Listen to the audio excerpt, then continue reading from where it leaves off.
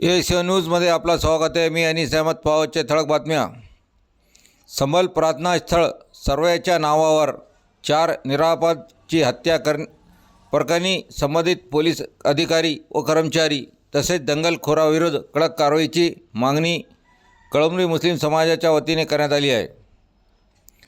उत्तर प्रदेशच्या संबलमध्ये जामा मस्जिदच्या सर्वेसाठी प्रशासन घटनास्थळी पोहोचला असता त्याच्यासोबत दंगलखोर येऊन त्यांनी मुस्लिम समाजाविरोधात घोषणाबाजी करीत मुस्लिमवर दगडफेक केली तसेच मुस्लिम समाजाच्या घरावर दुकानावर दगडफेक करीत नुकसान केले।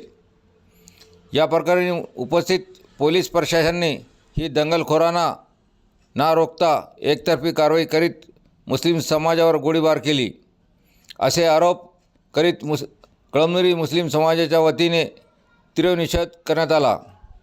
या घटनेत 4 निरापराधीचे जीव गेले आहे। या प्रकरणी 2500 वर मुस्लिम लोकांवर गुन्हाही दाखल करण्यात आले। सदर प्रकरण चिघळणाऱ्याविरोधात संबंधित प्रशासन अधिकारी, पोलीस अधिकारी, कर्मचारी व दंगलखोर विरोधात कडक कारवाईची मागणी करण्यात आली आहे। हे निवेदन 28 नोव्हेंबर रोजी उपविभागीय अधिकारी प्रतिशा भुते यांना देण्यात आले। यावेळी मौलाना करीमुद्दीन उर्फ बब्बू, माजी नगराध्यक्ष एंड अझरुद्दीन कादरी, हाफिज फारुकी एंड इलियास नाईक, मोहम्मद नाजिम रजवी, शेख बाबा, शेख मुख्तार, हाफिज खान, बिलाल कुरैशी, शेख आमिर, मोइन रजवी, मकबूल अहमद, वहीद खान, अब्दुल कलीम, जमील खान, शमशेर नाईक, शेख फजील